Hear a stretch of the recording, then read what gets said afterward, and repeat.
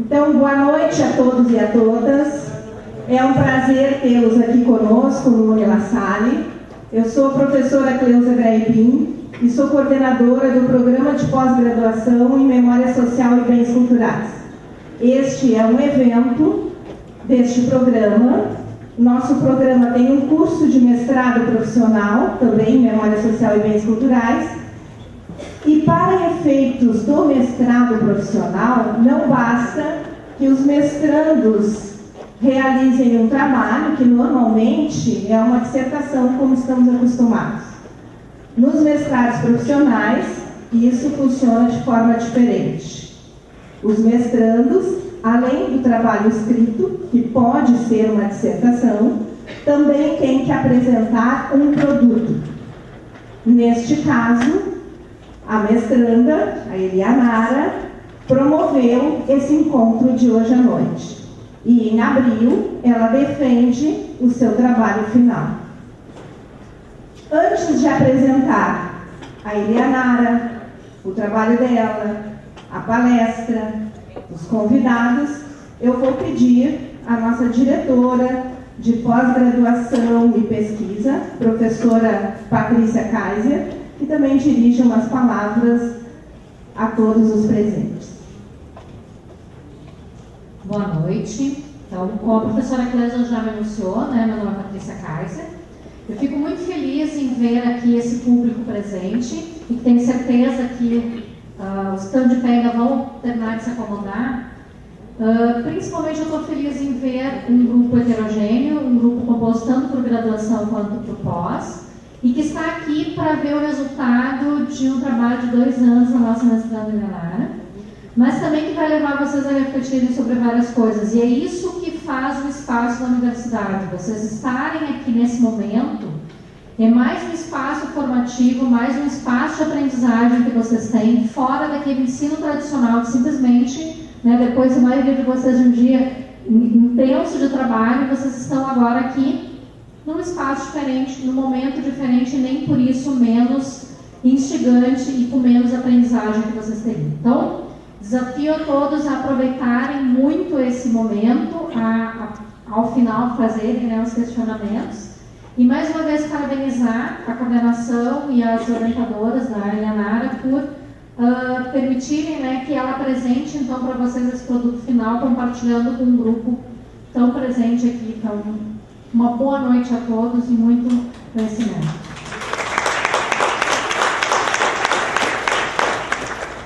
Então, agradecemos a presença de todos vocês. Temos aqui conosco professoras do curso de Direito, professores do curso de História, de Administração. Se eu deixei de citar mais algum curso de graduação, por favor, me perdoem. Letras, também temos aqui colegas. E mestrandos e mestres do Programa de Memória Social e Bens Culturais. A Elianara, que é a nossa estrela de hoje, ela, quando entrou no curso, ela estava com a ideia de trabalhar com mulheres, e mulheres na ditadura.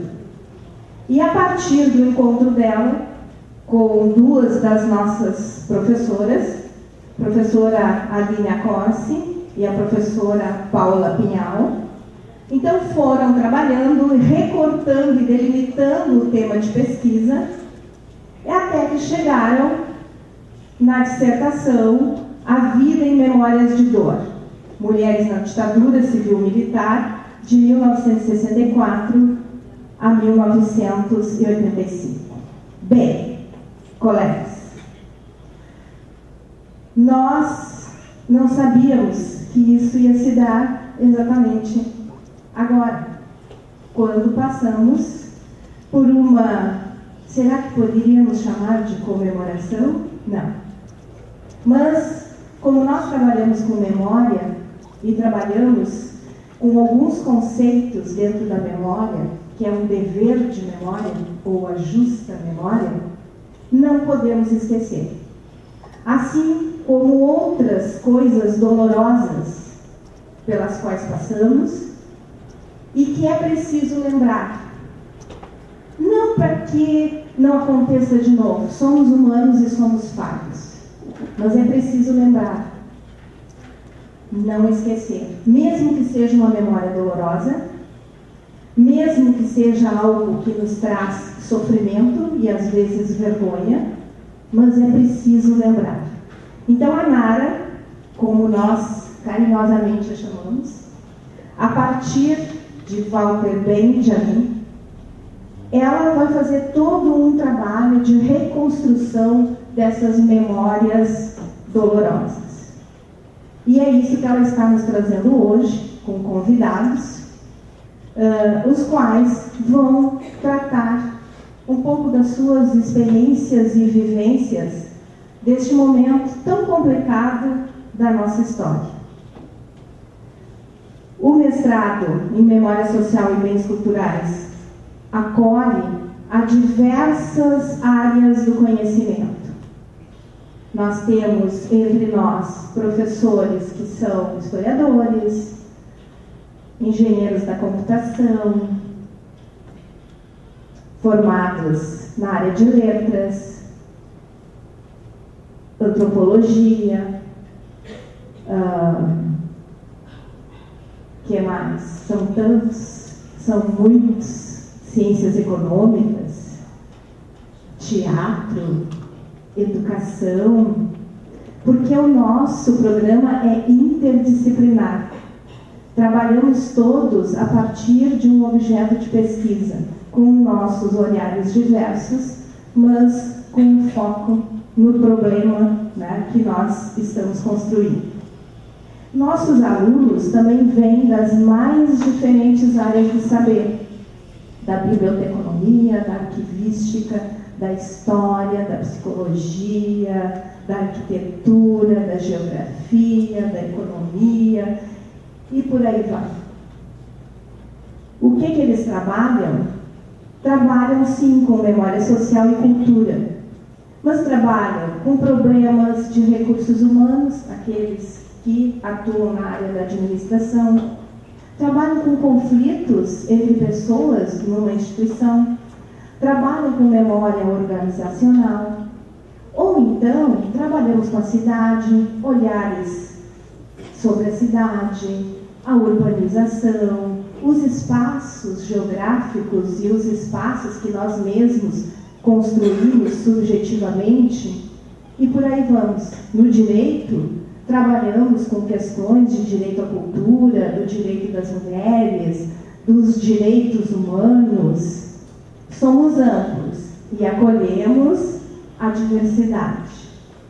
Então, neste momento, a Nara já está aqui, ela vai compor a mesa e eu chamo a Nilce Azevedo Cardoso, também para uma das convidadas para compor a mesa.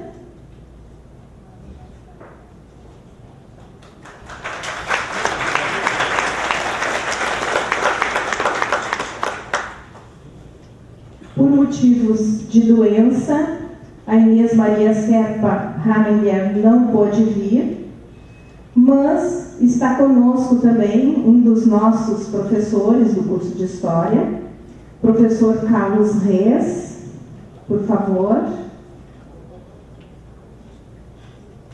Ele vai falar sobre mulheres.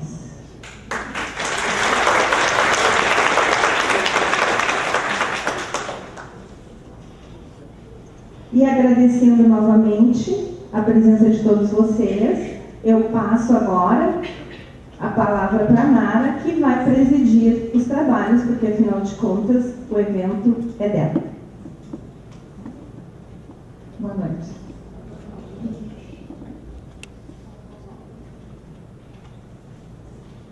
Bom, obrigado a todos, né? Eu estou emocionada aqui. Com a presença de... Eu posso me aproximar então um pouquinho, porque vai ficar difícil longe. Eu tenho alguns problemas de solidão aqui. Pronto.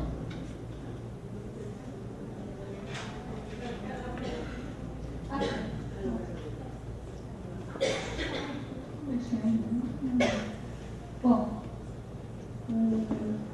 eu vou vou começar pelo meu roteiro aqui de agradecimentos, até para a emoção ir descendo um pouquinho, né?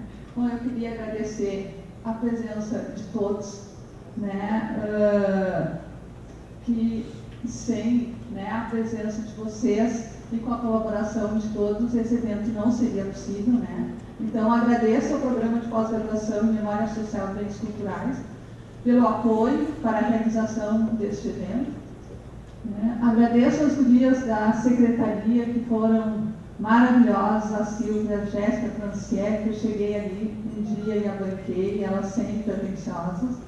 A diretora adjunta de extensão da pós-graduação em pesquisa, a professora Patrícia Kaiser. Agradeço à professora Cleusa, a professora Paula Pinhal de Castro, minha orientadora, a minha orientadora Línia Corse, que hoje vive um momento muito especial e desejado, que é a cerimônia do Felipe, que tem uma semana, por isso não está aqui.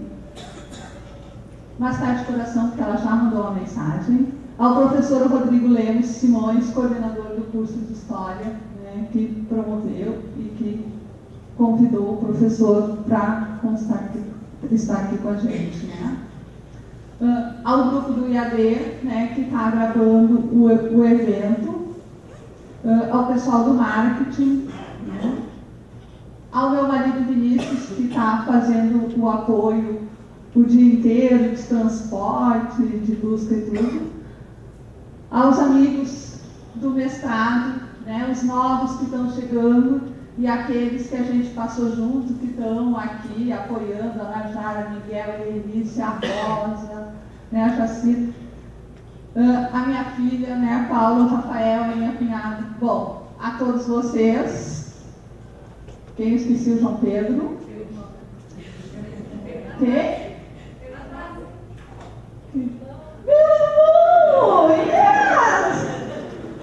Eu não tinha te visto. Agora eu estou emocionada, não vou conseguir mais falar. A professora Fernanda e seus alunos, a professora Maria Cláudia, né, e aos seus alunos, ao professor Carlos Rios e aos seus alunos. Bom, para vocês verem que se esse evento, né, se vocês estão aqui, é porque muitas pessoas trabalharam para ele. Né? E eu vou agradecer, então, ao professor Carlos Rios, né, que é professor da História, né, e que está compondo a mesa aqui com a gente e que vai nos falar um pouco sobre a ditadura, né, vai fazer essa apresentação. Um agradecimento muito especial a Nilce, né, Azevedo, o Cardoso, por estar aqui hoje com a gente. Eu vou passar para a apresentação da Nilce, porque Nilce é assim, viu? A minha vida é assim, Nilce, o coração vai falando, né? Então, a Nilce, professora de Física e Matemática, foi, né? Professora de Física, mas quem foi professora continua sendo. Psicopedagoga clínica e psicanalista. Ativista dos movimentos pelos direitos humanos e contra as torturas. Faz parte da diretoria da Associação de Psicopedagogia do Rio Grande do Sul. Oficineira, formação de professores e psicopedagogos. Ativista do movimento contra a violência, especialmente as mulheres. E mais aqui, né, eu vou ler um e-mail que é muito especial para a Nilce, porque a Nilce é essa pessoa na emoção, na gentileza, né, e eu vou ler um e-mail enviado pela filha dela, Semiramis, que estando em Belo Horizonte, não pôde estar presente na cerimônia da Assembleia Legislativa do Rio Grande do Sul, que conferiu a Nilce a medalha do mérito Farroupilha em 17 de setembro de 2003. Gente, isso aqui fica cada vez mais honrado, né? Então, vou ler o e-mail. E eu vou fazer o papel da tua filha, que vai ser André. Para minha guerreira mãe. Mulher guerreira, lutadora, batalhadora sem igual. Companheira inigualável, meu pai que diga. E mãe sensacional, uma verdadeira leoa protegendo as crias. Pessoal, esta é minha mãe, que muitos já conhecem e outros estão conhecendo. Pessoa extraordinária, que não mede esforços em prol dos outros, que conquista com seu sorriso e olhar. Foi esta pessoa que no auge dos seus 20 e poucos anos veio a esta nossa terra maravilhosa, que é o Rio Grande do Sul, para lutar por um Brasil melhor. Por todos que estamos aqui hoje, e infelizmente os que já foram. Ela batalhou por uma sociedade mais justa, mais igualitária e onde ela acreditasse que valeria ter filhos e tê-los em um mundo bom. Para isto, infelizmente, sofreu um bocado. E para os que não sabem, foi barbaramente torturada. Que para mim é um dos atos mais cruéis, desumanos e covardes que alguém pode fazer com outro ser vivo. Mas minha mãe, juntamente com tantos outros lutadores, conseguiram vencer e superar tudo isso. Sequelas com certeza ficaram, mas ela, como todos sabem, é este doce de pessoa e ama tudo que faz e faz com carinho e de coração aberto. Minha mãe é grande merecedora de muitas honrarias e fico muito feliz e satisfeita com o reconhecimento de um Estado que ela adotou como seu, poder proporcionar a ela. Viva o Rio Grande do Sul, viva a minha mãe, Nilce Azevedo Cardoso. Grande abraço a todos, Semira Suave, filha orgulhosa de uma mãe maravilhosa, poderosa.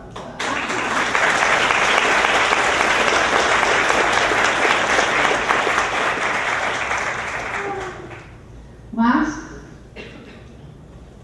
aqui, essa moça, ela não só recebeu a medalha do mérito para a Farroupilha da Assembleia Legislativa, como recebeu o título de cidadã de Porto Alegre da Câmara de Vereadores. Esses dois acontecimentos aconteceram no ano de 2013.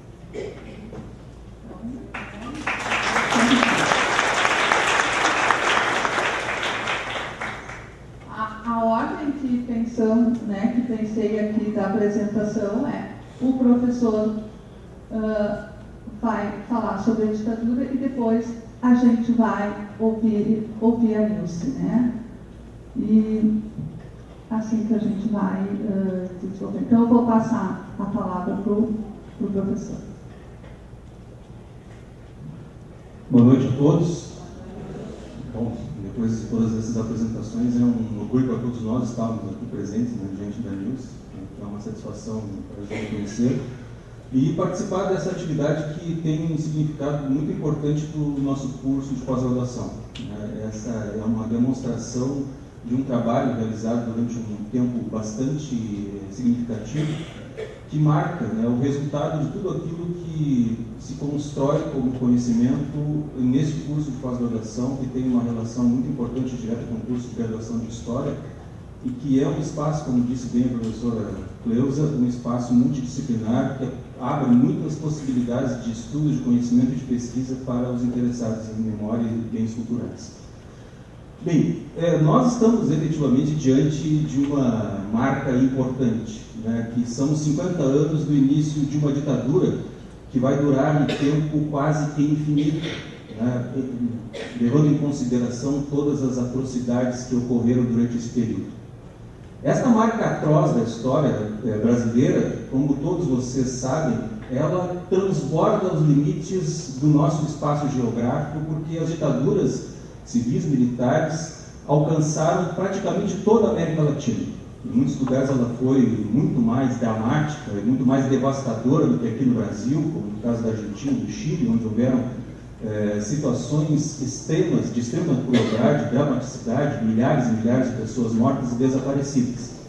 Mas independente de medirmos a quantidade, de termos mais ou menos mortos, mais ou menos torturados, a repressão, o autoritarismo, independente do tamanho que ele possa alcançar, é sempre algo nefasto para a humanidade.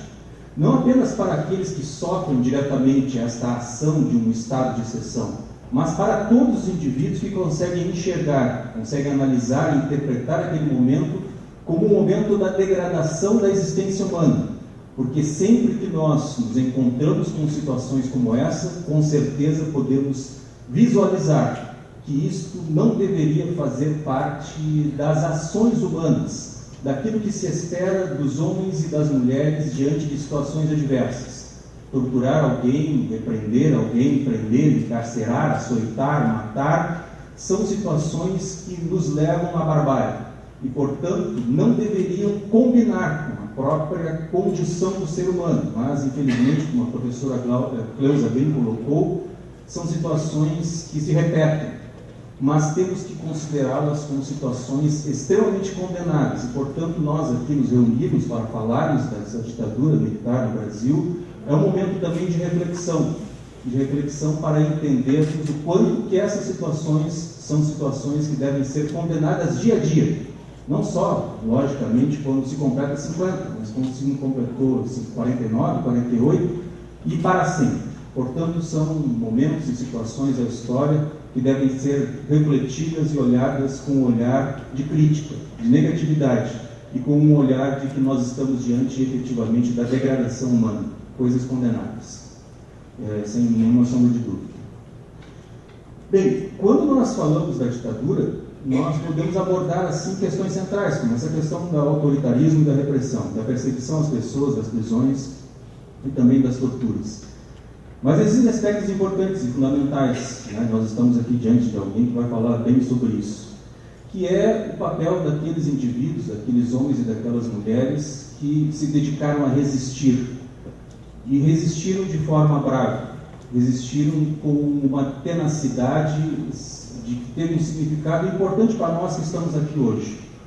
Efetivamente, né, nós podemos pensar que não fossem esses tantos indivíduos, homens e mulheres que resistiram a esse estado de exceção, é provável que talvez nós não estivéssemos aqui agora com essa capacidade de discutir e analisar esse momento. Não que as ditaduras possam durar para sempre, elas não podem, elas não conseguem, elas têm um limite. Nós conhecemos muito bem isso em todas as experiências históricas. Mas é bom a gente sempre lembrar que quando nós estamos diante de situações nevrálgicas como essa, a resistência, ela significa sempre um sofrimento. Porque esse sofrimento, a resistência, se depara com a crueldade e o drama. O drama esse imposto por um Estado que tem como ferramentas quase que ainda disponíveis um aparato policial, um aparato de repressão, de perseguição, de informação, que parece muito maior do que toda aquela disposição e aquele empenho de uma quantidade importante de pessoas que estão resistindo a tudo isso. E que, diante deste quadro monstruoso, podem se sentir, às vezes, impotentes, mas essa impotência sempre é superada por um reconhecimento de que o futuro pode ser melhor que o presente, e que mesmo que seja necessário entregar horas, entregar dias, entregar o seu sangue, entregar o seu suor e a sua valentia, isto é fundamental e indispensável, não apenas para si, mas para uma coletividade que está vivendo naquele momento, mas que vai viver no futuro, que vai conseguir enxergar posteriormente tudo aquilo que foi superado, que deve ser evitado num futuro não muito distante e também longínquo. Portanto, nós nos deparamos com uma resistência, com uma força quase sem limites, uma força incontrolável, que supera o medo e que pretende lutar sempre contra esta crueldade que também parece infinita e sem limites. Nesse sentido, quando a gente se encontra com pessoas tão valorosas quanto a Nilce, nós estamos diante de uma memória que deve ser considerada por todos nós como uma memória muito relevante. Eu sempre comento com os meus alunos, lá nos primeiros dias de aula, especialmente quando a gente se encontra com alunos novos, que a memória ela tem uma relação muito íntima com a história. É uma relação indivociável. É uma relação de amor que não pode ser nunca encerrada. É uma relação de efetiva mutualidade. E a memória, ela é composta de lembranças e de esquecimentos. A gente pode esquecer, a gente pode lembrar, Mas a memória, ela tem uma relação direta também com aquilo que aconteceu. Nós não podemos nunca lembrar, aliás, não podemos esquecer, muito menos deixar de lembrar daquilo que aconteceu. Portanto, tanto a memória quanto a história trabalha com o fato, com o evento. Ela não inventa, ela se relaciona com as coisas que efetivamente foram vividas, foram enxergadas, que têm testemunhos, que têm pessoas que podem nos dar a sua contribuição para nos contar aquilo que nós não vivenciamos, que nós não enxergamos diretamente, nós não sentimos no nosso cotidiano.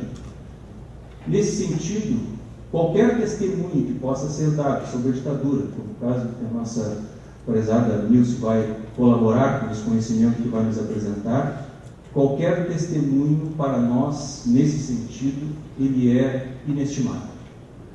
Ele é imensurável no sentido do conhecimento que vai nos apresentar, que vai colaborar para que nós possamos entender cada vez melhor esse episódio tão difícil da história brasileira. E, logicamente, para os historiadores, os testemunhos são fontes históricas que, puxa vida, contribuem muito para o nosso trabalho de pesquisa. Para os historiadores é possível enxergar em tudo aquilo que o homem realizou, em todos os legados físicos, todos os legados que também não são físicos, mas que são culturais, em tudo que o homem e as mulheres realizaram, tudo é uma evidência histórica, tudo é uma fonte histórica. E o testemunho é uma fonte histórica que nos enche de alegria, que nos enche de sorriso, porque, junto com outras fontes, eles podem nos apresentar coisas que estão encobertas, coisas que são desconhecidas, coisas que, às vezes, a história, durante décadas, durante centenas de anos, não conseguiu encontrar. E é por isso que o testemunho, ele, para nós, historiadores ou não historiadores, o testemunho deve ser ouvido com muita atenção. E para alguém testemunhar, tem que estar vivo. Por isso, para nós encontrarmos com pessoas que passaram por eventos históricos tão importantes, que estão dispostas a falar sobre eles, se apresenta como um momento inesquecível, tanto quanto foi o momento inesquecível, ou os momentos inesquecíveis vividos, no caso aqui presente pela Nilce. São coisas que a gente não vai esquecer jamais, que vão ficar presos na nossa memória, e que nós vamos lembrar sempre que lembrarmos deste evento histórico que foi a ditadura militar. Acho que é interessante, pensei em falar isso para vocês aqui rapidamente, de uma obra, de uma grande, já que estamos aqui falando sobre as mulheres, dia 8 de março, recém passou, o trabalho sobre as mulheres da ditadura, temos aqui uma mulher que vai dar o seu depoimento, de uma grande intelectual que escreveu um pequeno livro que trata da dor dos outros, de como nós podemos encarar a dor dos outros. E a dor dos outros, ela não tem apenas um papel, né, de relembrar dificuldades individuais, mas de apresentar uma dor comum, uma dor social, uma dor coletiva, que pode ter sido sentida, de fato não foi individualmente, mas que compõe um quadro que é um quadro bem mais amplo. A dor dos outros, quando nós nos dispomos a ouvi-las, é porque também nós estamos dispostos a ouvir os sentimentos, as afetividades, os dramas e as crueldades passadas. E isto é muito importante para a história. E, aliás, isso é fundamental para a história, porque a história tem trabalhado nas últimas décadas também com esses aspectos. Porque a dor dos outros, os sentimentos, as afetividades, elas têm este caráter que transborda o indivíduo. Porque a dor sofrida, o drama sofrido, a crueldade sofrida durante a ditadura, ela não apenas faz parte daquela gota de sangue ou daquele sofrimento físico de 1 ou de 2 ou de 1000 indivíduos. Ela faz parte de todos nós, na medida em que este processo histórico nos atingiu, aqueles que estavam vivos, e atinge até hoje aqueles que vieram depois, e vai atingir a todos posteriormente, porque a história, ela nos marca os nossos antepassados e marca também aqueles que são os nossos descendentes. Bem, para encerrar, né, o valor também, né, desta atividade é tentar, acho que com um simbolismo de grande alcance, descobrir algo que a historiografia tem descoberto nas últimas décadas, desde a metade do século XX, nas últimas décadas do século XX até os dias de hoje, que é descobrir a história das mulheres. Descobrir no sentido de tirar efetivamente as cobertas, de dar voz a determinados agentes e protagonistas históricos que foram, durante muito tempo, relegados a um plano bastante inferior. A superação, né, de chagas sociais, como o machismo, como a homofobia, como o racismo, são aspectos que a própria história tem colaborado, como atividade, como conhecimento e como pesquisa científica, a superar. Na medida em que os historiadores têm se dedicado muito a estudar a história das mulheres, a história dos negros, a história dos índios, a história dos homossexuais, tudo isso contribui para que nós todos possamos ter uma ideia óbvia, mas que alguns anos atrás parecia antinatural, de que independente de quem sejamos, independente de onde estivermos, independente da idade que nós temos, todos nós, mesmo sem sabermos, sem querermos ou mesmo negamos, todos nós fazemos histórias em todos os momentos, em todos os segundos e minutos da nossa existência. Portanto, os homens e as mulheres, as crianças, os negros, os índios, bom, todos, homens e mulheres, todos fazem história em todos os momentos. E atividades como essa ajudam a fazer aquilo que a historiografia está fazendo nessas últimas 5 décadas. Discutir a história. No caso, a história das mulheres, a sua resistência, a sua luta durante a ditadura militar. A história, portanto, é uma obra de todos os seres humanos. E esta é uma capacidade que só nós temos, de olhar para trás, analisar e interpretar o que aconteceu, para podermos não só fazermos reflexões sobre o que passou, mas refletirmos sobre a nossa própria existência do presente e também do futuro. Tá bom? Muito obrigado, então. Uma boa noite a todos.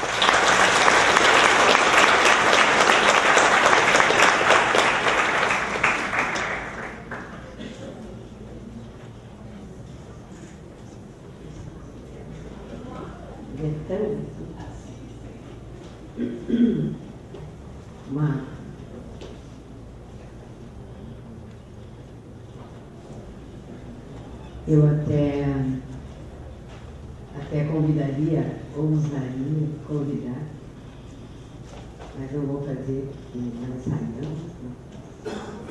Mas, nesse momento, eu fico pensando em Geraldo Vandré,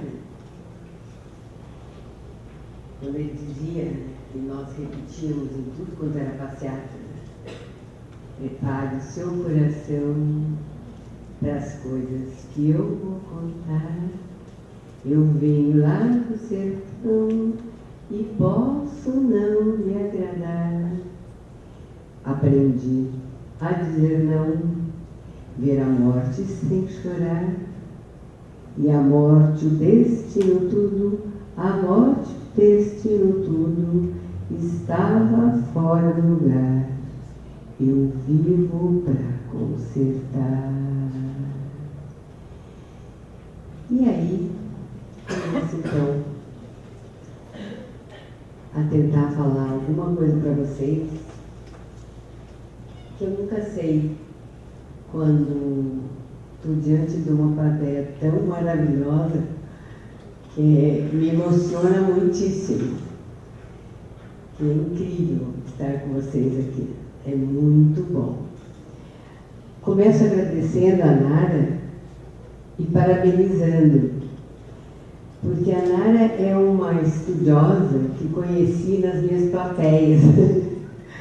E aonde eu ia, eu a via. Então me dava uma segurança incrível quando ela estava, porque, bom, ela já sabia mais ou menos o que eu ia falar, então me dava aquela segurança, né? E agradeço muito toda a gentileza e carinho que ela e Maria me cercaram. E um evento como esse, eu vejo de grande importância para um pós, né? Porque, de repente, tem gente que faz o seu mestrado e fica, a dissertação fica guardada na biblioteca. Muitas vezes a gente nem sabe que está lá. E esse é um momento onde todo mundo vai saber que em abril ela defende será mestra. E então eu começo dizendo que eu gostaria de não me emocionar muito, porque é impossível não me emocionar, mas dedicando essa minha fala de hoje a duas coisas que me aconteceram e a uma pessoa em especial. Uma é um grande amigo e amor, que foi uma questão assim de um ator, Miguel Ramos, que trabalhamos junto, conheci durante a ditadura, depois conheci depois, me ajudou muito e foi uma das pessoas que me ajudaram a voltar a sorrir quando eu tinha aprendido a fechar a cara, né? Então ele faleceu ontem e durante todo o velório dele eu fiquei pensando e acabei redirecionando tudo que eu queria falar hoje, porque talvez eu quisesse ir numa direção, mas aquele momento, naquela hora de ontem, me fez pensar em outras responsabilidades que passo a ter, que me dou, né, me autorizo a ter daqui para frente. Apesar de já ter 69 anos e estar com alguma já sequelas de saúde que me impossibilitam muitas vezes, mas eu vejo a necessidade de continuar a dizer, a dar o meu testemunho, como o professor disse, realmente há necessidade, muita gente não consegue falar até hoje do que passou. Então eu levei um tempo para poder falar sobre tudo que eu tinha vivido. Eu tinha também recebido quase que uma ordem da minha mãe, que me acompanhou todo o tempo da prisão e do pós-prisão, que parasse de falar. Para de falar, para de chorar, a vida continua. Então deu. E eu, como sou uma pessoa obediente, dizem que não, mas eu sou, eu realmente acabei fazendo disto uma verdade.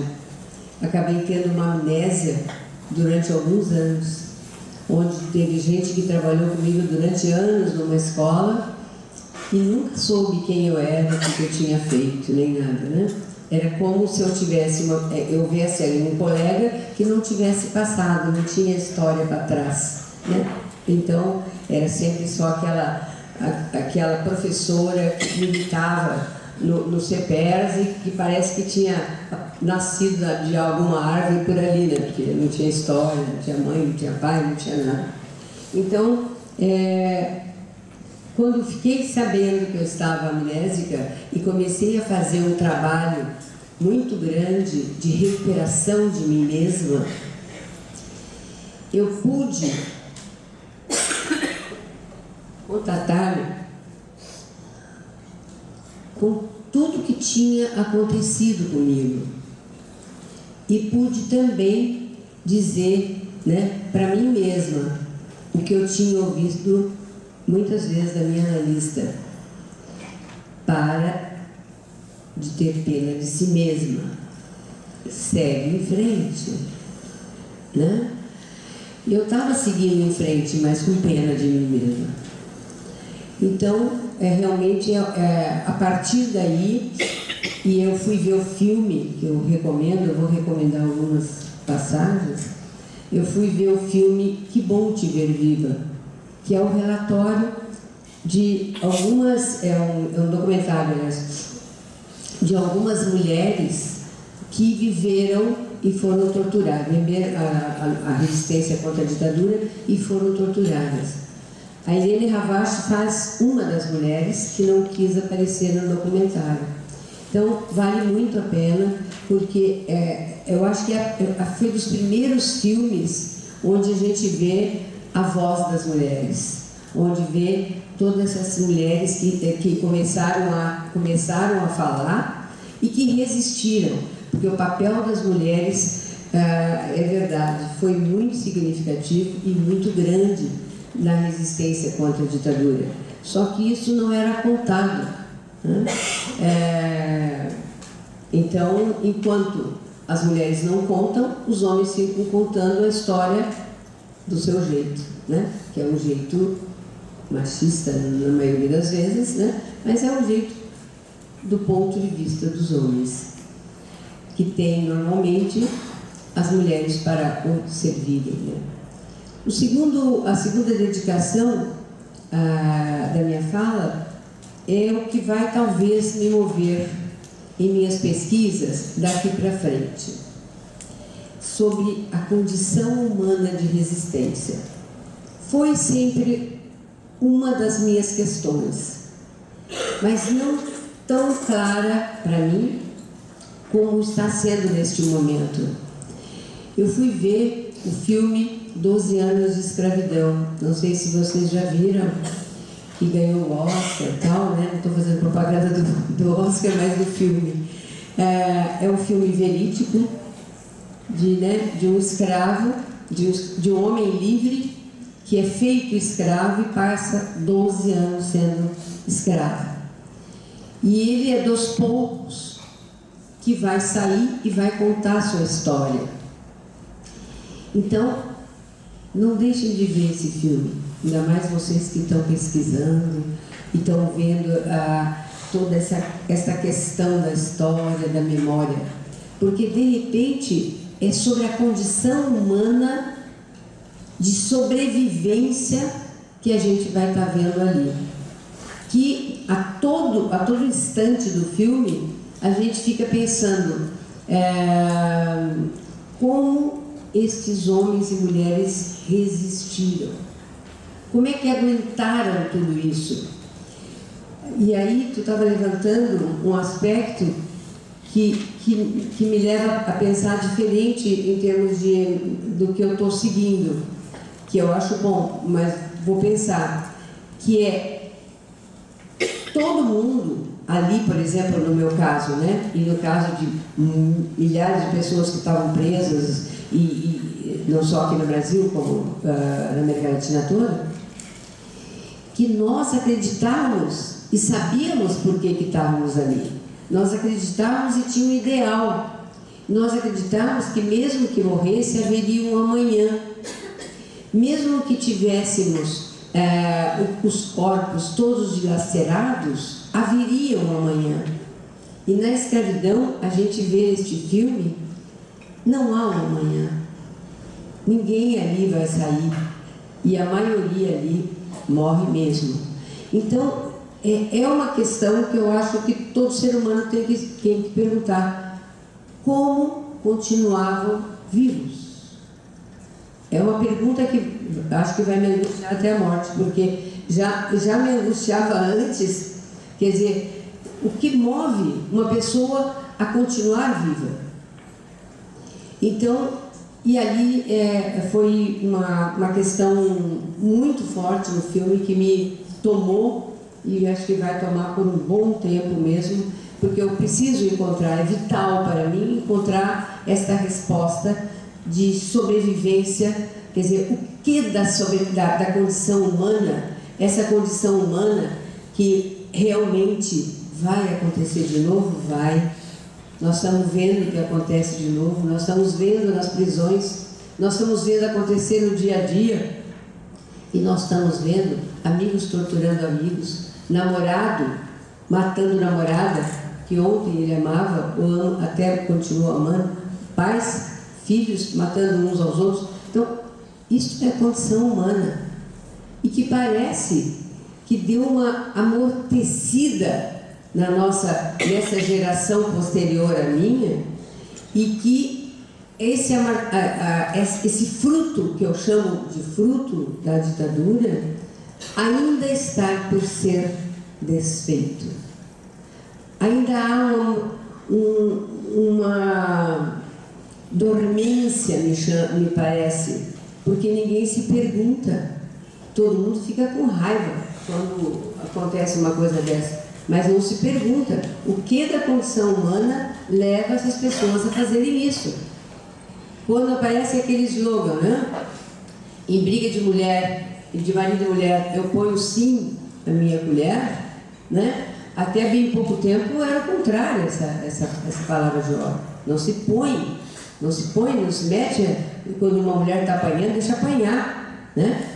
Havia duas versões, né? Vocês devem se lembrar. Ou ela gosta de apanhar, não é isso? Ou, né? Não é da sua conta. E hoje em dia o movimento de mulheres já está levantando. Sim, é da conta de todo mundo. Quando uma mulher vai até a morte, como nós estamos vendo, morta por seus maridos, seus companheiros, por gente que ela ama. Gente, isso é algo da condição humana que a gente não consegue deixar de pensar. Só que não está sendo pensado por todo mundo. Por que não está sendo pensado? Na minha opinião, porque é fruto desses 50 anos que hoje nós estamos denunciando, não é isso? Desta ditadura insana que aconteceu. Então, por exemplo, eu sou fruto de uma geração muito generosa. Quando eu fui para a universidade, em 64, eu entrei na faculdade junto com os tanques, eu vivo dizendo. Então, eu entrei na Universidade de São Paulo, sou paulista, e eu entrei numa universidade vindo de uma cidade do interior. Eu sou de Orlândia, morava em Ribeirão já, e aí vinha de uma cidade do interior e me deparo com tanques dentro de uma universidade. Para mim aquilo já era um contrassenso, porque para mim eu vinha em busca do que é liberdade, o que é estudar, do que é aprender sobre qualquer coisa, o que é defender as minhas ideias sobre qualquer pressão. Eu tinha sido educado por pais, professores, que tinham me ensinado que as ideias e o estudo era a herança que eles queriam me deixar. Estas eram as minhas riquezas. De repente eu estou numa universidade onde não se pode falar com o colega. Mais de 2 já era comprou. Tinha que dispersar. Não podia conversar. De repente, os professores sumiam. Imagina, de repente, você desaparecia, sumia. Ninguém podia perguntar, nem muito menos fazer alusão. E ficava por isso mesmo. Esta geração não deixou por isso mesmo. Essa geração começou a se perguntar, a se encontrar, a sair para a rua, a fazer passeatas, a fazer, como a gente já está vendo acontecer, mas de uma outra maneira, mas ia, dava seu recado, subia nos postos, fazia uns comícios relâmpago, falava abaixo do ditador, não sei o que. Quando a gente via que já vinha aparecendo os cavalos ou a polícia, saía correndo. Fiquei craque de correr, né? Então, por isso no movimento estudantil eu não fui presa, porque eu corria. Aí pichações, por exemplo, né? Era um momento onde todo mundo pichava a rua. Então vocês verem em qualquer filme, tá lá, abaixo a ditadura.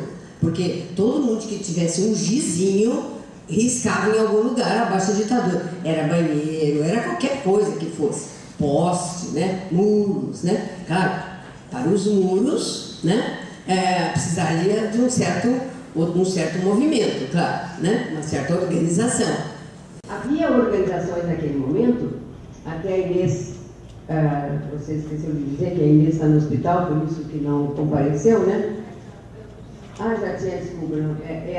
Então, a Inês participou da luta armada e havia pessoas que só faziam pulsações e movimentos armados. Eu participei de movimentos, do movimento de ação popular, que era baseado em conscientização, porque eu vinha de JUC, né, Juventude Universitária Católica, e depois passei para um movimento político, que era de ação popular, e nós tínhamos, como continuamos tendo, a posição de não luta armada. Então nós íamos fazer as pichações não armados. A nossa arma, o que era? Pincel, né? As pernas, né? Sair correndo, e a organização.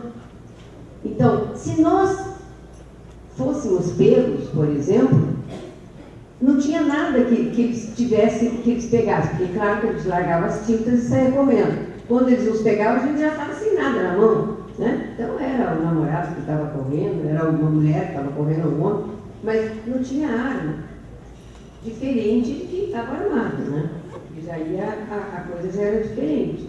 Então, nós vivemos esses momentos. Nós sempre tivemos, nós também fomos à China, também tentamos, fomos a Cuba, para poder ver que tipo de socialismo nós queríamos, né? Nós queríamos um novo. O nosso povo achava que os que tinham no mundo, né, tinha que ser um pouco diferente, porque o Brasil era diferente, o povo brasileiro era diferente, e nós queríamos inventar o nosso socialismo democrático, que hoje se fala, algo novo, né? Bom, assim éramos sonhadores. E neste sonho, nós achávamos que a primeira tarefa era derrubar a ditadura, porque ninguém pode fazer nada sem liberdade, né? Então, a primeira era derrubar a ditadura. Vê? 50 anos, né? Imagina quanto tempo levou para que a gente fizesse algo em prol da democracia. Mas conseguimos muitas coisas. Mas esta era a nossa meta, derrubar a ditadura. Então, todo mundo se uniu, essa geração inteira se uniu para lutar com esse foco, né? Derrubar a ditadura. Depois de derrubar a ditadura, implantar um socialismo inventado, que a gente visse qual era o melhor socialismo, e daí por diante. Aí a gente certo íamos fazer um grande congresso, não sei, as ideias iam aparecendo. Não tivemos tempo para isso, né? Fomos ceifados antes. Então, o que acontece? Nós, né, aprendi a dizer não, né? E aí começamos a dizer não a tudo que estava acontecendo. E esta geração, por que eu chamo de generosa? Vocês imaginam que nós largávamos tudo, e tudo quer dizer tudo para trás. Quer dizer família, quer dizer carro. Hoje em dia falaria, porque todo mundo não tinha carro. Largava-se tudo. E ia, eu vivi 5 anos clandestina. Largava tudo. Saía com a roupa do corpo e ia fazer o que tinha que ser feito, né? Então, eu, por exemplo, já contando a minha história, saí do movimento estudantil, né? E estava no momento onde a gente tinha que fazer uma opção, que dentro da nossa organização estava no caso, de escolher para onde a gente iria, né? Eu tinha morado durante a faculdade, eu fui até o fim da faculdade, de física, né? Até o fim da faculdade.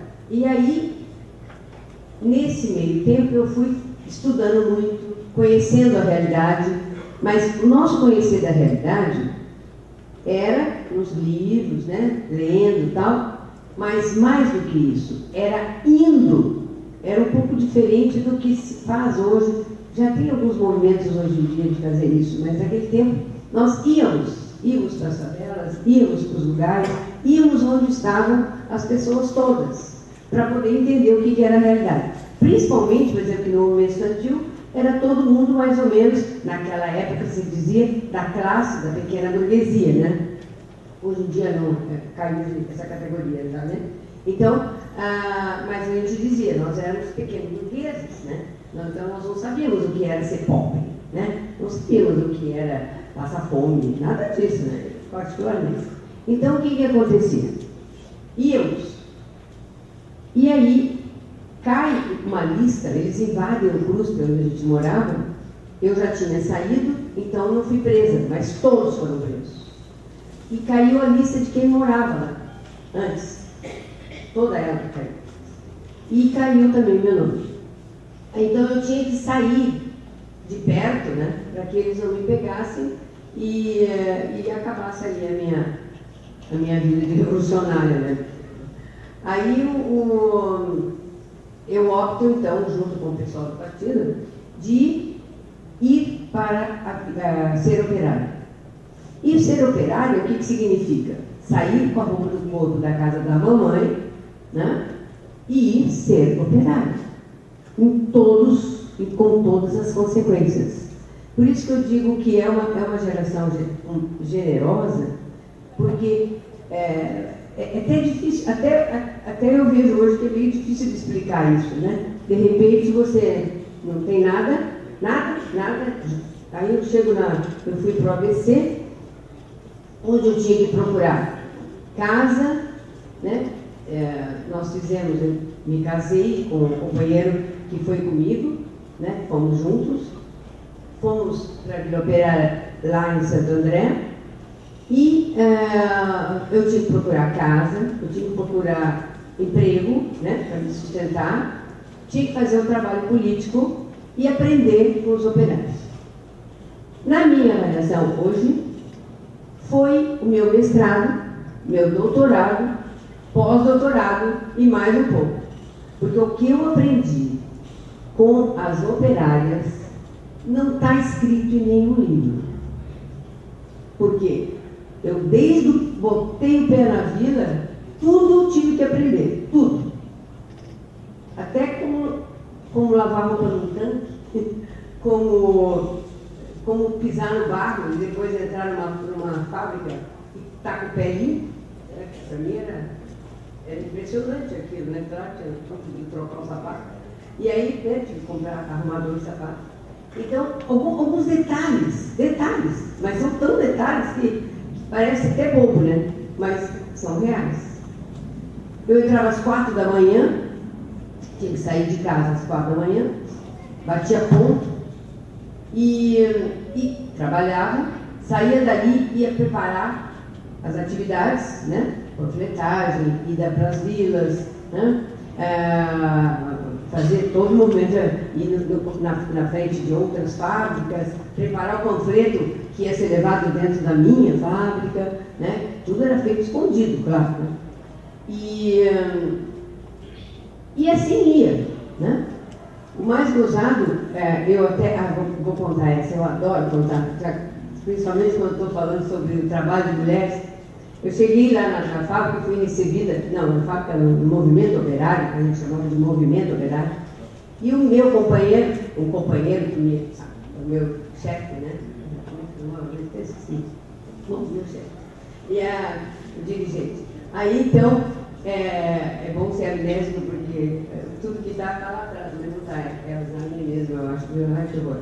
Bom, aí é o seguinte, eu cheguei lá e ele disse, não, ele usava os cabelos amarelos, assim, tudo. Parafatosa, nossa senhora, sério demais. Mas eu achava ótimo. E aí eu cheguei lá, mas até que tinha arrumadinho, assim, tal, mas eles não, vamos enfeiar isso. Você não pode desse jeito no movimento operário. Preconceituoso. Como se todas as operárias fossem feias, né? Elas eram lindas. Mas ele nunca tinha olhado, certo? Depois casou com uma operária. Mas, em todo caso, aí eles não, vamos enfeiar. Aí, cortou meu cabelo a Laon, naquela época tinha uma moda, a Laon, não sei se era mais velho, a Laon, tingiu de preto, né? E aí eu lá com aquela carte, nada de pintura, eu toda pintada, sempre fui muito vaidosa. Aí, aquelas roupas que eu não sei onde que ele achou para eu vestir, lá fui eu para fora. Renner foi aqui em Porto Alegre. Ródia, eu toda feia, né? Tá? Aí um dia, minha colega de fábrica, de máquina, disse, olha, eu queria te dizer uma coisa. Sim? Olha, quando você sair daqui tudo bem, né? Porque a gente usa touca, a gente usa uniforme e tal. Mas quando você sair da fábrica, você tem que se arrumar. Botar uma pinturinha, um batonzinho, te para. Arrumar, olha essas roupas. Um dia eu vou lá, não é possível andar desse jeito. Porque sem casar você vai perder seu homem. Vai demorar muito pouco tempo você perder seu homem. Eu achei ótimo. Primeira reunião da minha célula foi o que eu disse. Daqui para frente eu usarei batom. Aí, mas foi aquela coisa, imagina, né? Uma revolucionária de batom. Batom? Lá fui eu. Mas foi assim, cada conquista era uma coisa estranha. Mas é tão estranho isso, que só a gente pensando no concreto, a gente pode se dar conta do que é um machismo enraizado. Porque realmente mandar no meu corpo, até se usa batom, eu achava demais da conta. Para mim, tudo já passava dos limites, imagina não me deixar usar batom. Aí passei a usar batom, arrumar o cabelo, né? Até elas deram um jeito de me conseguir umas roupas, né? E aí já fiquei um pouco mais apresentável, né? Porque realmente, né? Mas não. Aí eu disse, olha, não é assim que a coisa acontece, né? As mulheres são revolucionárias, mas elas não são feias por causa disso. Ao contrário, só de ser revolucionárias eu já acho elas lindas, né? Então, e aí são coisas do dia a dia que a gente vê acontecer e que as mulheres foram... eu mesma não me dava conta, até que ficou tão gritante, né?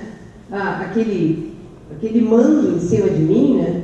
Mando mesmo, quer dizer, faz isso, faz aquilo, faz isso. Eu acho que aquilo normal, né? Eu também, meu pai mandava, eu obedecia, quer dizer, que então, total, né? E aí, né? Para mim era normal, que o chefe mandava, né? Até tem aquela brincadeira, o chefe manda, né? Não sei nem se tem essa brincadeira hoje em dia, né? O chefe e a chefe, etc.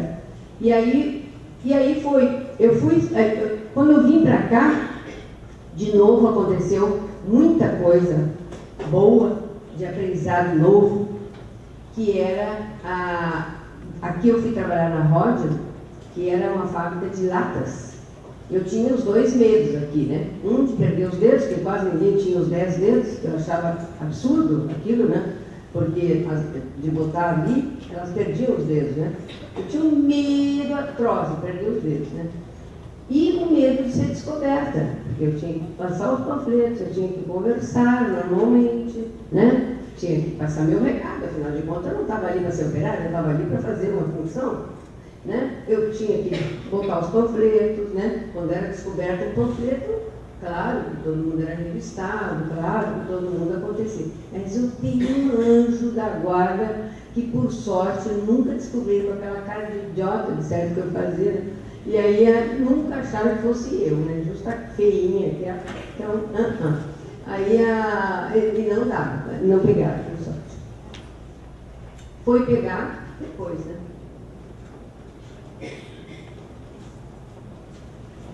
(72), 11 de abril de 72. Estou num ponto de ônibus, fazendo um elo entre os militantes do Rio Grande do Sul e outros, e sou sequestrada. Ao ser sequestrada, imediatamente já fui levando uns supapos ali mesmo, né?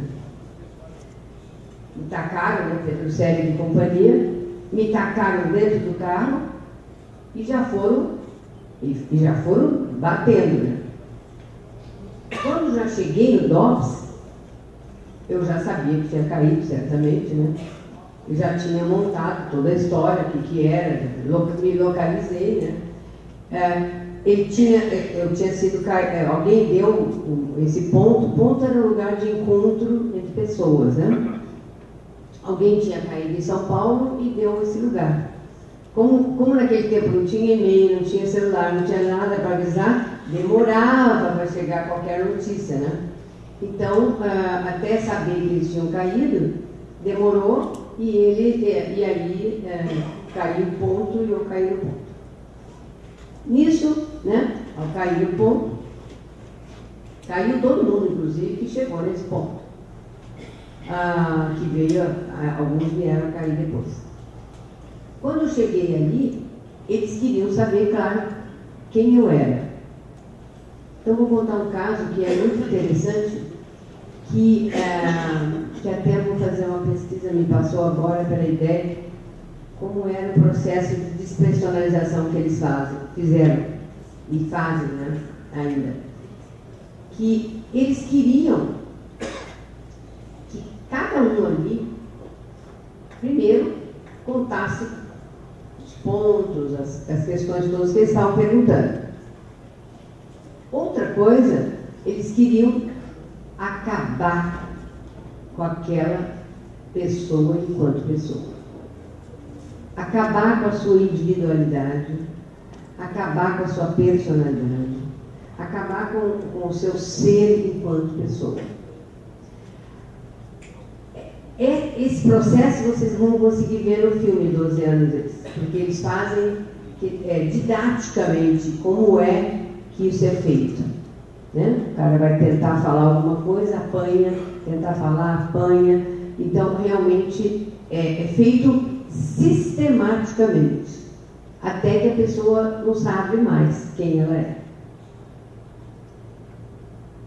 E não sabe mesmo. Não é que ela fica sem saber. Ela perde a noção. Então, o que aconteceu? O processo que eu vivi, em 72, você imagina, 72, já tinha caído Marighella, já tinha caído, todos os que estavam procurando já tinha caído, né? Já tinham sido assassinados, né? Lamarca já tinha sido assassinado. Então, não tinha, o movimento ainda já estava em queda. Muitos de ação popular, nesse meio tempo, também já tinham sido mortos.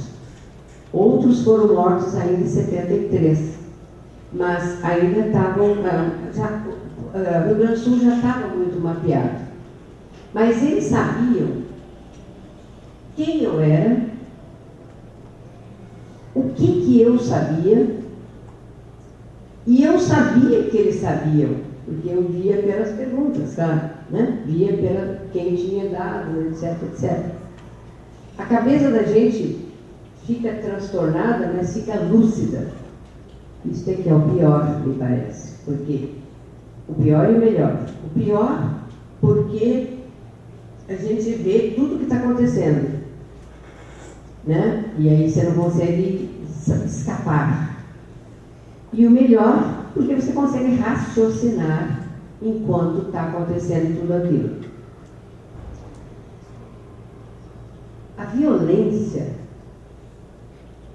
é algo indescritível, porque junto com a violência física vem uma violência psíquica que você não está esperando. Eu já tinha lido sobre tortura, eu tinha lido tudo, mas ler não significa viver.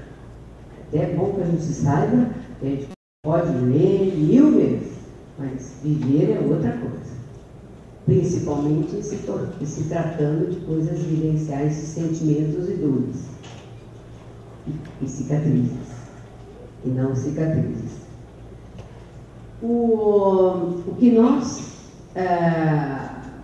que passei a viver ali foi que eles me quebraram de soco em primeiro lugar, aí imediatamente já me quebraram o externo aqui, de soco. Eu sangrava por tudo quanto era buraco no rosto já, tanto que apanhava, acho que não se deram conta, porque era mulher que estava apanhando, porque o homem parece que demora um pouco mais, né? Mas de todo jeito apanhava igual. E E aí eles resolveram me dar choques elétricos. Ah, bom, a primeira coisa que fazem para destituir, também no filme vocês vão ver, eles dizem, tira a roupa. Claro que a gente não tira, mas eles tiram, né? Então aí, aquilo tudo foi arrancado e você está nua. Nua, com a tua alma aberta, parece. Não é? Você vai perdendo a pele, vai perdendo os contornos.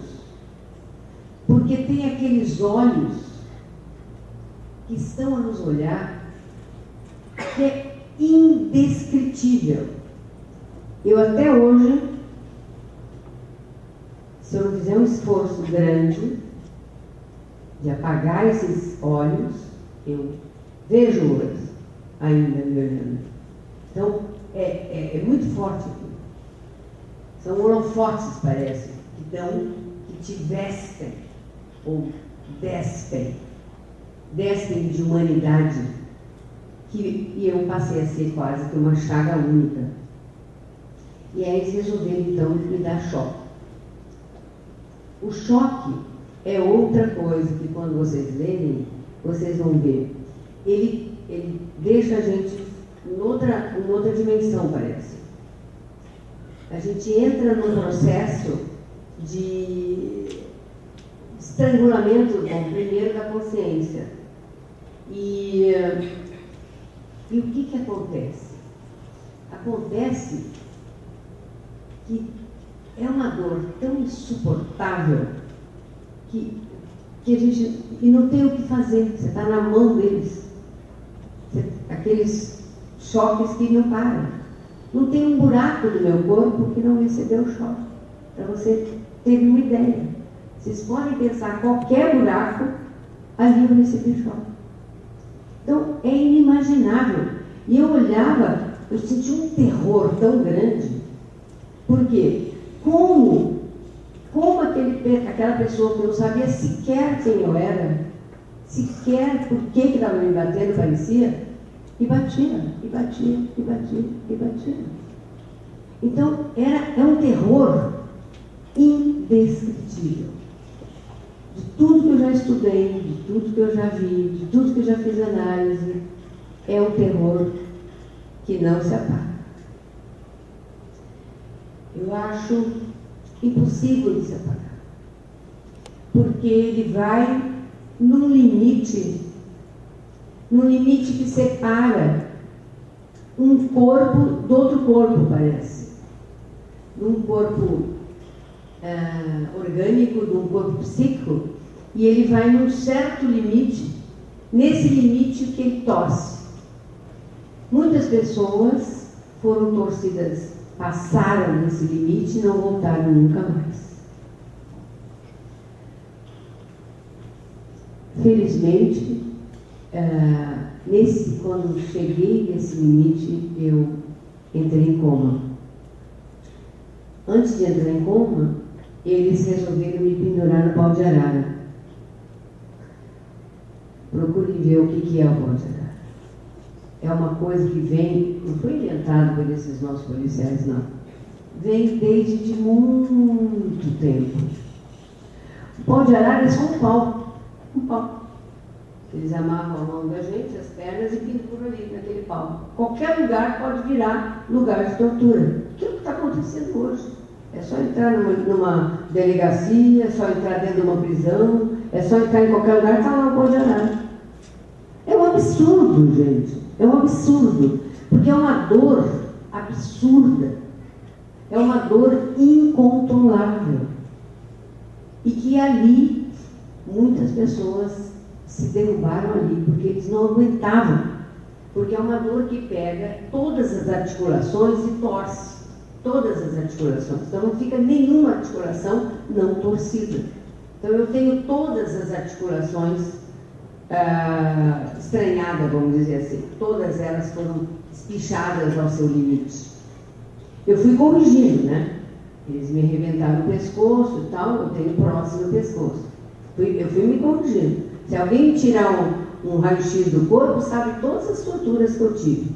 Porque está lá, né? Está lá os pinos, os parafusos segurando o pescoço, né? Para segurar a cabeça, né? Tomara que segure a cabeça e o que tem dentro. Mas tá lá. Aí fui tirando. Outras doenças não consegui. Peguei uma infecção generalizada que eu tive que passar anos me tratando. Porque quando eles resolveram queimar o meu útero, porque eles diziam, filho você não vai ter, pode ter certeza. A minha eles não estupraram do jeito convencional. Eles estupraram com mãos, socos, fios, tudo isso. Perdoe vocês, mas eu preciso dizer. Então, o que acontece? O útero inteiro ficou queimado por choques dentro do útero, foi totalmente queimado. E para secar o sangue que pingava, eles pegavam e sacavam um jornal dentro. E uma bacia, porque o sangue pingava no chão. Para não fazer aquela sujeirada toda, né? Botava uma bacia. Vocês imaginam?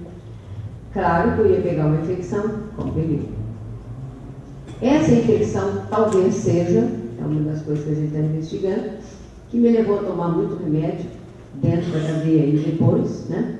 Para poder sanar essa infecção que generalizou pelo meu corpo. Né? E venho lutando contra ela e contra todos esses remédios, e hoje em dia meu fígado talvez vá precisar de um transplante. Deixo aqui o pedido de sangue. Bom, aí, nesse momento eu entrei em coma. Quando o organismo não aguentou mais, né, a cabeça desligou.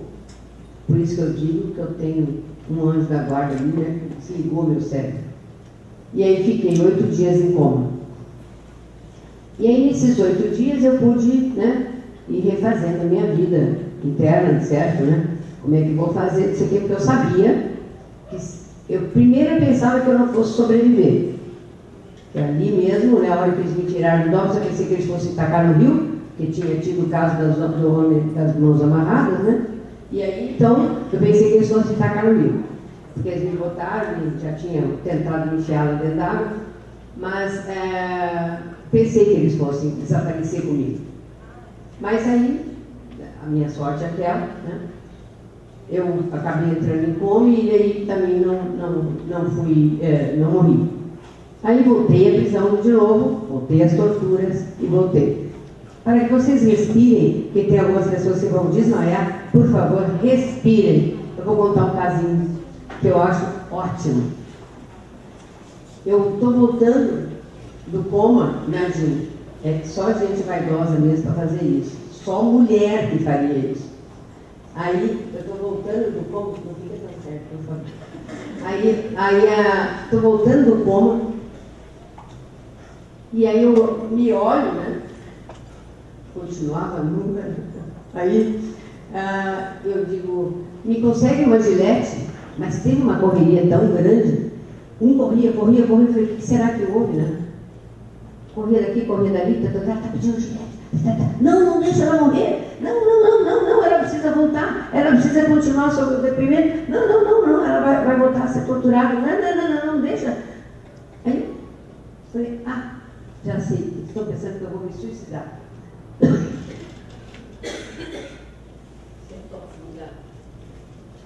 Pois é. Aí eu disse, não vou me suicidar. Se eu sair dessa, não vou me suicidar, não. Bicho ruim, acho que não morre. Aí o que acontece? Não, olha como está a minha perna. Porque tinha subido um pelo, não sei de onde que veio, né? Falei, agora eu vou ficar nua na frente de todo aquele povo de novo, nua, com aquelas pernas. Não. A cabeça já estava assim, meio zonza, né? Porque não é possível, né? Ninguém acredita que eu fiz isso. Nem eu. Aí pedi, aí ela falou, mas não custa dar, né? Eu falei, não, me dê um aparelho, me dê um aparelho. Aí foi correndo, e trouxeram o tal do aparelho. Eu sentei em cima lá do lugar e tal, e elas ficaram todo mundo olhando, né? Olhando, eu depilar a perna, E foi assim. Vocês imaginam a cabeça dessas fulanas que um dia, uma delas, não aguentando ver tudo que eu passei, mais o pessoal dos uruguaios que foram, olha, vou misturar águas com lugares agora, mas tem uma das investigadoras que estavam por ali, ela não aguentou ver tudo aquilo. Ela também observou tudo que aconteceu no sequestro dos uruguaios, da Lília Ceriberte e do Versino Dias, e as suas crianças que foram presas junto, e ela ia denunciar a Assembleia Legislativa. Aí ela foi atropelada. Pois é, essa uma. Então, essa uma que me conseguiu, a Gilete, essa aí. Bom, gente, só agora, depois dessa tortura, desculpa, não era a minha intenção, mas vocês precisam saber que isso existiu, que isso existe ainda e que nós temos que acabar com isso. Porque, como eu disse, quer dizer, o Estado, quando pega alguém, ele é responsável fisicamente por esse alguém. Porque eu não fui preso pelo delegado X ou delegado Y. Eu quero botar eles a julgamento, quero botar na justiça. Certamente que quero. Quero o julgamento dos torturadores e seus mandantes. Mas o Estado tem que responder por isso. É o Estado brasileiro que me prendeu. É o Estado brasileiro que é responsável por tudo que aconteceu. Depois eu vou ler para vocês o que eles mandam quando a gente é anistiado. Então, realmente é uma coisa que a gente tem que lutar para que não venha mais a acontecer. Porque daqui, quebrada daquele jeito, com 10 quilos a menos, eu sou levada ainda para São Paulo, sou torturada em São Paulo, na UBAN de São Paulo, porque eu era paulista, então eles queriam saber o que eu tinha feito lá na fábrica, etc, etc. Sou torturada lá, como eu sempre optei de ficar em silêncio, né? Para mim era mais fácil, tem gente que inventava uma historinha, eu optei de ficar em silêncio. Esse silêncio também é uma das coisas que eu trabalho, né? O silêncio faz mal, né? Tem que gritar, né? Eu optei de ficar sempre em silêncio. E aí, quando eu volto, né? A minha mãe sempre do lado, uma coisa muito interessante, contar com a mãe nessa hora é muito bom, a família dando apoio. Eu não podia encontrar mais com meus companheiros, porque eles estavam atrás, né? Eles não soltam por falta de provas, mas eles ficam, claro, onde eu ia, tinha alguém, né? Nossa, está ficando paranoica, mas aquele lá estava no DOPS aquele dia, aquele lá estava no DOPS aquele dia, aquele lá estava... Como paranoica? Pode ser que eu fiquei mesmo paranoica, um pouquinho, mas o resto era verdade, né? Estavam lá atrás de mim, né? Claro que estavam, eu estaria se fosse do lado deles, porque, né? Porque, claro, eles tinham que ver o que eu ia fazer. Aí eu voltei à minha vida de professora de física, né? Depois prestei concurso no Estado, fiquei no Estado. Certamente eu não fiquei parada, né? Fiquei fazendo trabalho com os professores, junto com o CPR, né? Denunciando, etc. Mas realmente eu ainda estava muito amnésica. Aí casei de novo, tive 2 filhos, olha que maravilha, olha o que é, meu anjo, olha o que é a força da vida. Eu tive 2 filhos, que o médico não acredita a hora que ele viu, quando ele teve que tirar o útero depois, e ele diz, não, por que você não me falou? Eu falei, guarda para vocês fazerem estudo, para mostrar que é absurdo. E que força de vida é que nasceram 2 crianças. 2 crianças saudáveis, né? A filha é professora e é doutora em física, né? A filha é médica veterinária. Não é qualquer, não, é gente boa, né?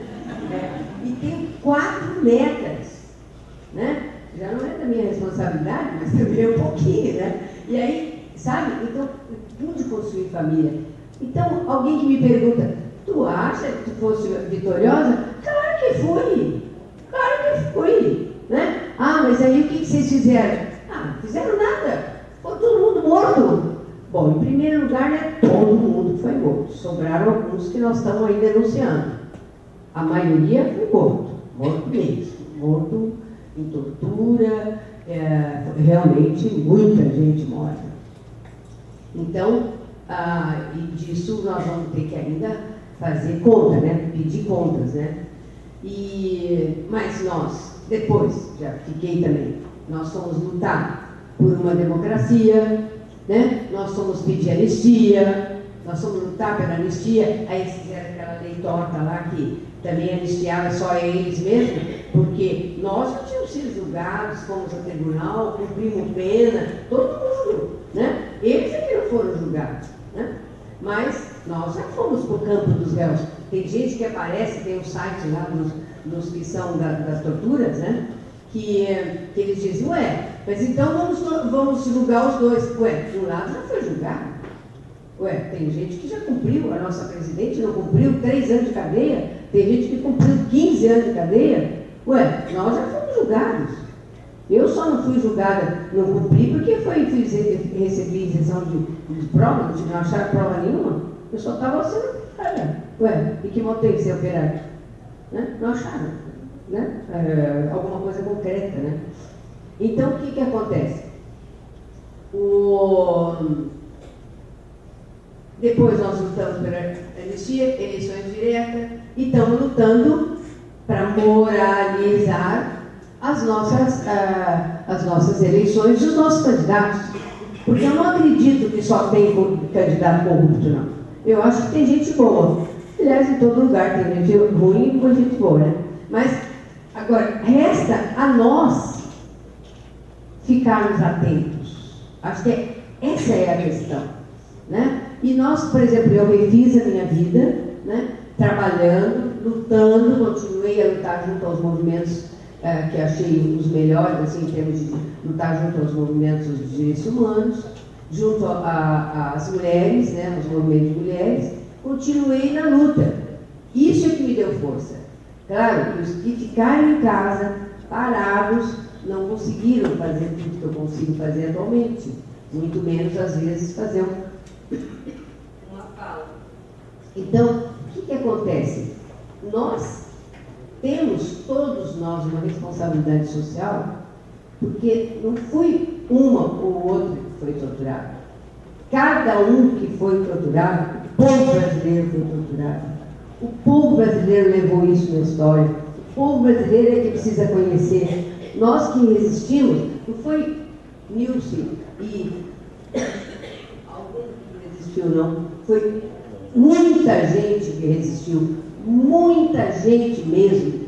Então, todo esse povo que resistiu está dentro desse mesmo povo de hoje que continua resistindo dentro de vocês, né? Tem a alma de estar resistindo em alguma coisa. Eu até acredito que alguma coisa sempre a gente está tentando resistir, senão a gente não está vivo. A gente está morto. Né? E morto não trabalha, não estuda, não é? Então, nós realmente, né, não produz, né? Então, são coisas que nós temos sempre que descobrir. Eu resisto a quê? Talvez era uma das coisas que, né, teria que ver. Eu deixaria dois filmes não, um filme muito interessante, que não diz nada dessa questão, mas é A Vida Secreta das Palavras, que vai tratar sobre marcas, o que faz as consequências psíquicas de marcas, né? Trata de uma marca numa mulher e num homem, e é lindo o filme. Eu acho que é um filme de amor, mas que marca como resistir à vida, né? E fazer desta vida uma nova possibilidade de luta.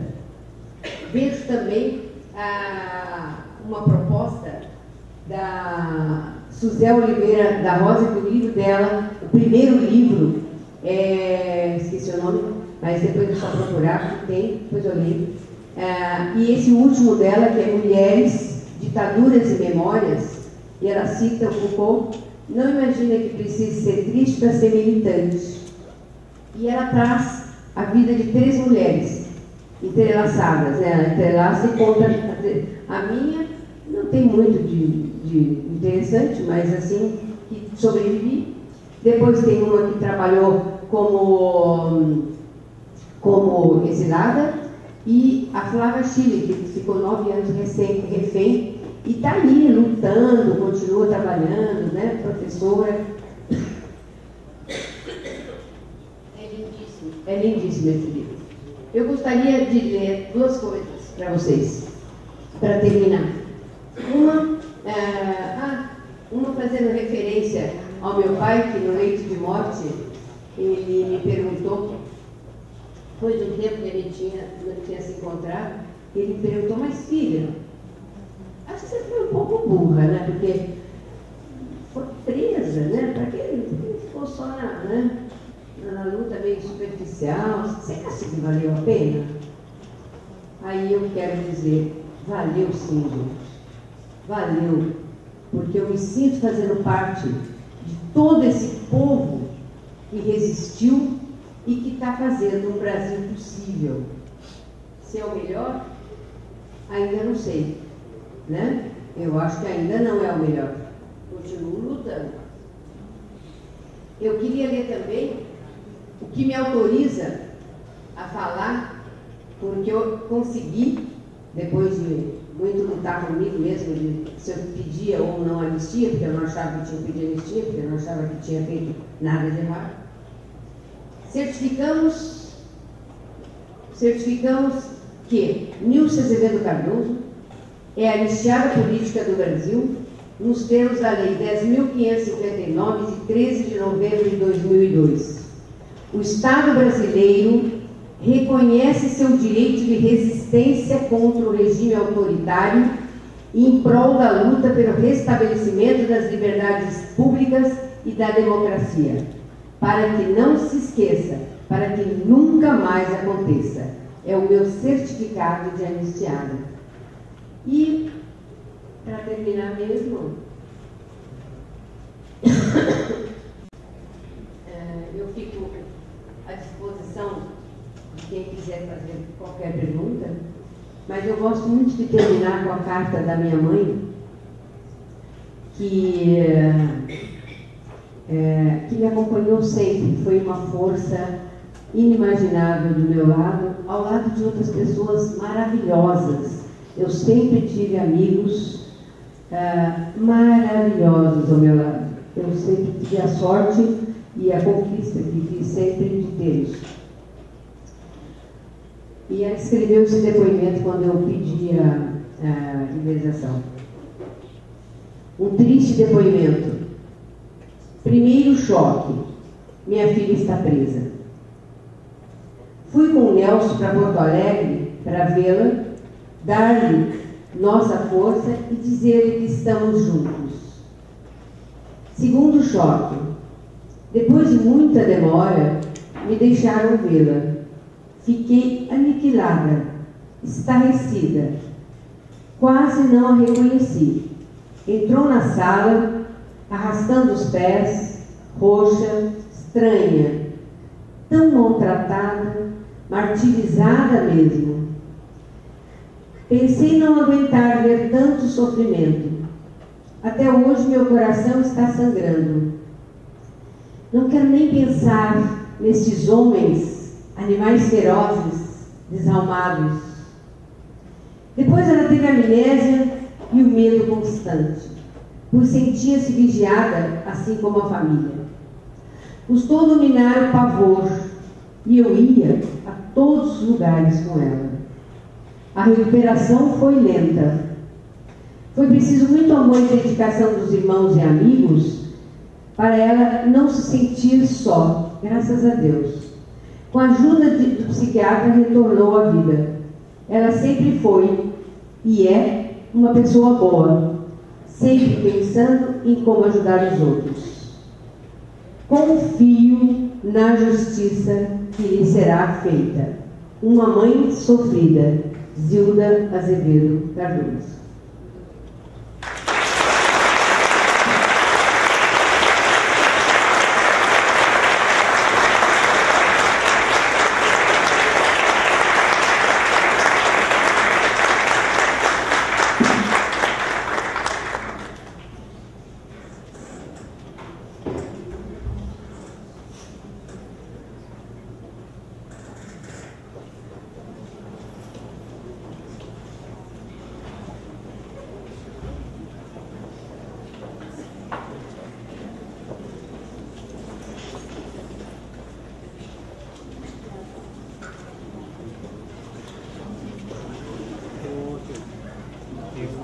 Se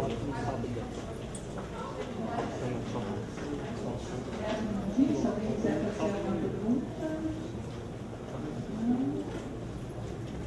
Acho que é emoção suficiente, né? Eu acho que acabar assim com a Nilce perguntou se eu não ia falar. Aí eu pergunto, eu preciso dizer alguma coisa?